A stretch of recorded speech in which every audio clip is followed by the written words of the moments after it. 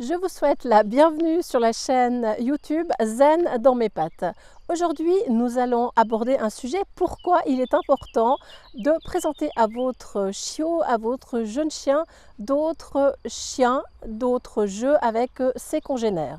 Souvent, on a tendance à se dire qu'en donnant beaucoup d'amour à son chien, de la nourriture, des exercices, cela suffit. Mais non, il est important de pouvoir lui offrir des phases de jeu avec des chiens pour qu'il apprenne à respecter les autres chiens, qu'il apprenne à jouer correctement avec ses congénères. Comment faire ? Tout simplement en l'inscrivant peut-être dans un club canin ou auprès d'un éducateur pour suivre des cours. Et suivant les endroits, vous allez trouver des classes de jeux, d'éducation pour les jeunes chiens, pour les chiots et pour les chiens adultes. Il est important aussi de respecter l'individualité de votre chien par rapport à ce qu'il pourra tolérer, par rapport à son stress.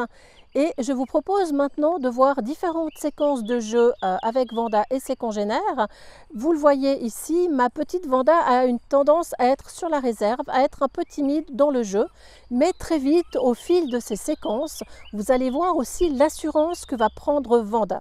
Dans cette première phase de jeu avec un cocker, on voit Vanda qui n'est pas très à l'aise. Pourtant, le cocker est plus petit qu'elle. Mais il est aussi très rapide et on voit que les deux se testent. Un moment, je te cours après, un moment, on change de position. Et c'est intéressant de voir en quelques minutes, en 2-3 minutes, comment ce jeu évolue. Nous allons passer maintenant dans une autre séquence d'un jeu de Vanda qui rencontre pour la première fois un petit chiot plus petit qu'elle. Et il s'agit de leur première rencontre. Donc là aussi, les deux chiens se testent, les deux chiens regardent quelles sont les limites de l'autre et quels sont les signaux d'apaisement que chacun d'eux va émettre par rapport à l'autre. On a un chien ici qui est beaucoup dans les vocalises. Et Vanda ne comprend pas trop ce qui lui arrive.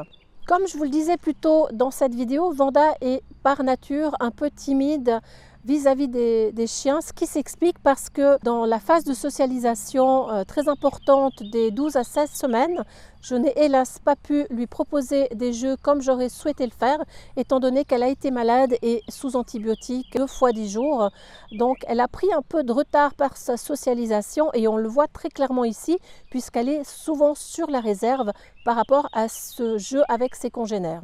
Le fait de lui avoir proposé différents copains de jeu, en quelques semaines, Vanda a très vite évolué.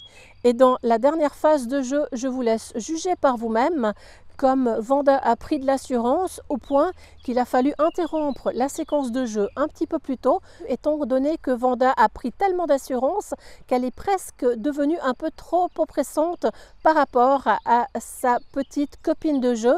Et par respect pour l'autre chien, pour ne pas la mettre dans une phase de stress, on va stopper le jeu avant que Vanda monte beaucoup trop dans l'excitation. Tout ça pour vous dire qu'en l'espace de quelques semaines, un chien peut totalement changer son comportement parce qu'on va lui présenter les bonnes situations au bon moment avec les bonnes personnes et les bons animaux.